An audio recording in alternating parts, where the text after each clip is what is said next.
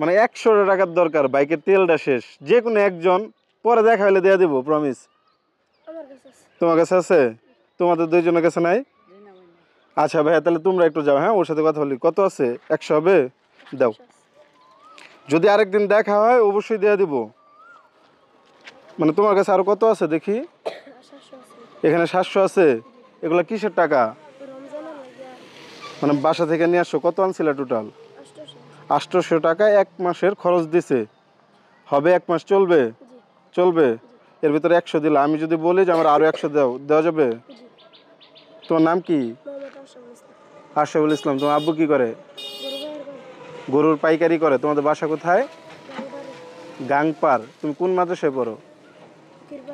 ফকিরপাড়া মাদ্রাসা। এই 100 টাকা কি মন থেকে দিছো?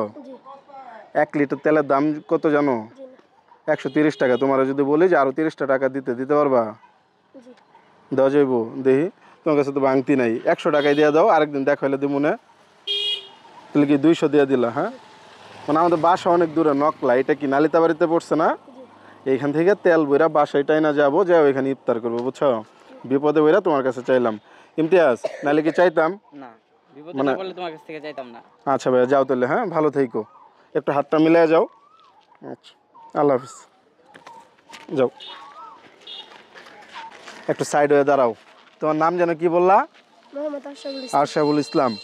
একটা সত্যি কথা বলি, এই যে তুমি 200 টাকা দিছো, এটা তো দাবি রাখো নাই, রাখছো? মন থেকে দিছো না? কেন দিছো বলো? মানে কেন দিলা? সবের জন্য। একটা মানুষে, মানে একটা মানুষ বিপদে পড়লে তারে তুমি যদি সাহায্য করো তাহলে সব হবে। এটা কে শিখাইছে? এটা স্ট্যান্ড করে রাখো। এটা কে শিখাইছে? হুজুর শিখাইছে। ওই টাকাটা তোমার এইখানে আর কত আছে? 600। মানে তার টোটাল 800 টাকা হইতেছে তার 1 মাসের খরচ বাসা থেকে দিছে। কে দিছে? তোমার আব্বু না আম্মু? তোমার আব্বু তোমার হাতে দিয়ে দিছে। তো এই 800 টাকার ভিতরে সে 600 টাকা রাইখা 200 টাকা আমরা দিয়ে দিছে। প্রথমে 100 টাকা দিয়েছিল, পরে আরো 30 টাকা চাইছি, বাংতি নাই, 200 টাকা দিছে। যদি আরেকদিন দেখা না হয় সেই ক্ষেত্রে কি দাবি রাখবা? দাবি রাখবা না? ওইদিকে তাকায় বলো তো, ওর হাতে যে ক্যামেরাটা দেখছো, হ্যাঁ, এদিকে তাকাও, এই যে আমার দিকে তাকাও।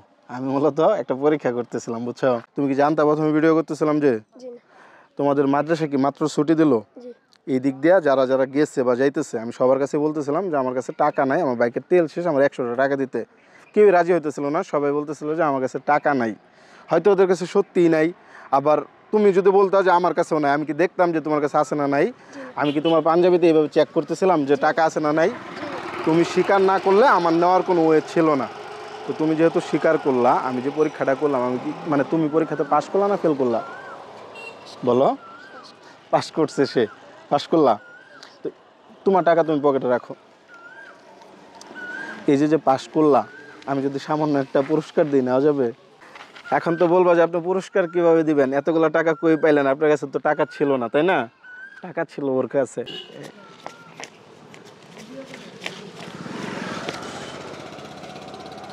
এটা তোমার পুরস্কার। এদিকে তাকাও, খুশি আছো? আলহামদুলিল্লাহ। আচ্ছা, ওটা রাখো, সামলায় রাখো। ভালো থেকো, আমার জন্য দোয়া করো। যাও, ভালো থেকো, সাবধানে দেখে শুনে যাও। আল্লাহ হাফেজ।